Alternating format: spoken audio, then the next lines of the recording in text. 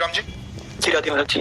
राधा वल्लभ श्री हरिवंश महाराज जी, आपके चरणों में कोटि कोटि प्रणाम। महाराज जी, मैं 15 साल से महादेव विश्वनाथ जी को गुरु मानकर माता काली की सेवा करते हुए शमशान साधना में लगा हुआ था। एकाएक कुछ महीनों से राम जी के नाम से प्रेम हो गया। शमशान साधनाओं में जो मंतव्य का प्रयोग करता था, कुछ महीने से अब नहीं कर पा रहा हूँ। माला करते हुए मंत्र भूलकर केवल राम नाम ही चलने लगता है। अब राम नाम जपने से आंख से आंसू भी आते हैं, हमेशा रोना चालू होता है। महाराज जी, मार्गदर्शन करें, मैं किस दिशा में जाऊँ? सही बात ये हुई है कि भगवान भूतेश्वर की आपके ऊपर कृपा हो गई है। जो राम राम तुम्हारे को जपने की रुचि हो गई। बहुत कृपालु है भगवान शंकर। जहाँ पर कृपा न करें पुरारी शो न पाओ मुनि भगत हमारी। परम कृपालु भगवान शिव आप पर बरस रहे हैं। आप जो हृदय में आया उसी में चल दीजिए। कोई प्रश्न नहीं, इस पर कोई विचार नहीं। अपने आराध्य प्रदत्त मार्ग पर विचार नहीं किया जाता, चल दिया जाता है। ये प्रभु ने आपको चलने का अवसर दे दिया है। जो चिताभस्मा लेपो गरल मसनम दिक्पट धरो जटाधारी कंठे भुजगपतिहारी पशुपति कपाली भूति सो तो भजती।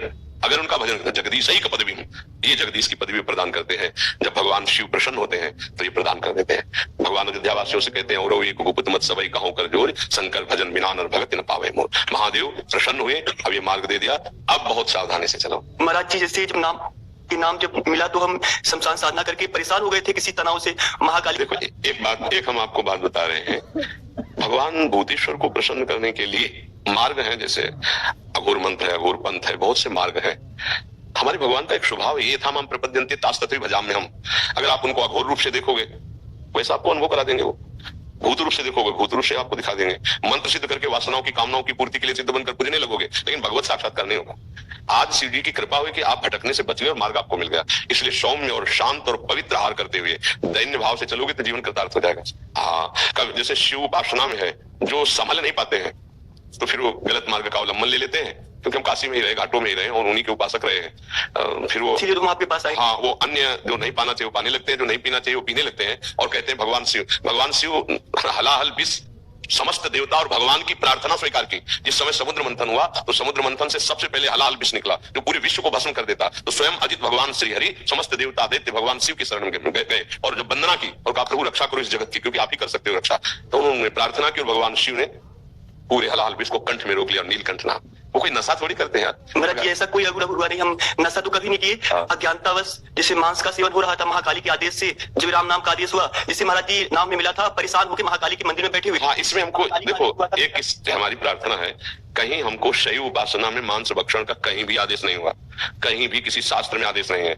आप ये कहीं किसी गलत सलाह में अपने मन की सलाह में फंस गए। नहीं, आजीवन बचपन से लेकर के अभी तक महाराज जी उसका वही संकल्प लेके परित्याग कर दिया, काफी समय हो गया। अब कभी नहीं, के सामने माँ काली का आदेश से छोड़ दिया। अब कभी महाकाली का आदेश से हमने ऐसा किया। इससे अनुभव हुआ परेशानियों से। माँ ने बोला 4 लाख का ऐसा अनुभव हुआ कि 4 लाख राम नाम का जाप करो।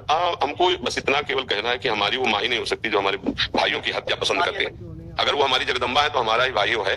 और अगर बकरा की बलि लेकर अम्मा प्रसन्न होती तो मुझे लगता है वो अम्मा नहीं है। ऐसा माँ का स्वभाव नहीं है।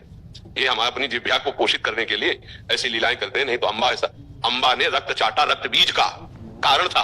वो ऐसा राक्षस दैत्य था कि अगर उसका अस्त्र मारो और जितने बूंद वो गिरेगा रक्त, उतना दूसरा रक्त बीज तैयार। अब कोई देवता अस्त्र प्रहार करे तो सैकड़ों लाखों रक्त बीज तैयार। अब अम्बा ने विचार किया आप कैसे इसको कैसे, भाई आप जितना काटो उसको, एक को काटा जितना रक्त निकला लाखों रक्त बीज वैसे ही तैयार हो गए।